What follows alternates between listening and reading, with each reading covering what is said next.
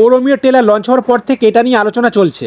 আর সত্যি বলতে কি, আমার এক্সপেকটেশন একটু বেশি ছিল, কারণ নাম, থিম আর প্রেজেন্টেশন দেখে মনে হচ্ছিল এটা হয়তো একটা ডার্ক, ইন্টেন্স আর পাওয়ারফুল সিনেমা হতে চলেছে। ট্রেলারের শুরুটা খারাপ নয়, dark colour tone, serious mood, প্রেম আর ক্রাইম এই দুটো দিকে একসঙ্গে দেখানোর চেষ্টা আছে। কিছু শর্ট ভিজুয়ালি ভালো, মেন ক্যারেক্টারের বডি ল্যাঙ্গুয়েজ আর লুকেও একটা রাফনেস আছে যেটা স্ক্রিনে মানায়। কিন্তু সমস্যা শুরু হয় একটু পরে। ট্রেলার যত এগোয় তত মনে হতে থাকে গল্পটা ঠিক কোন দিকে যাচ্ছে সেটা পরিষ্কার হচ্ছে না।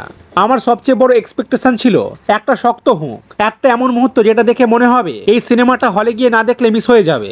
কিন্তু ট্রেলারটা সেই জায়গায় গিয়ে থামে না।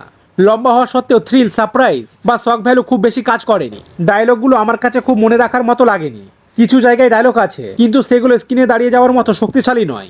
ব্যাকগ্রাউন্ড মিউজিক আরও ইন্টেন্স হলে ট্রেলারের ইম্প্যাক্ট আরও বাড়তে পারতো। আর একটা জিনিস আলাদা করে বলতেই হয়, কিছু জায়গায় অতিরিক্ত গালি আর রাব ভাষা গল্পের গভীরতার চেয়ে বেশি চোখে পড়েছে। আমার মনে হয়েছে এগুলো কমিয়ে চরিত্র আর স্টোরিতে ফোকাস করলে ট্রেলারটা আরো ম্যাচিওর লাগতো। সব মিলে আমি বলবো ও রোমিও ট্রেলারটা খারাপ না, কিন্তু যেভাবে প্রেজেন্ট করা হয়েছে তাতে আমার এক্সপেকটেশন পুরোপুরি ফুলফিল হয়নি। এই ট্রেলারটা দেখে মনে হচ্ছে সিনেমাটার ভেতরে হয়তো পোটেনশিয়াল আছে, কিন্তু সেটা ট্রেলারে পুরোটা বেরিয়ে আসেনি।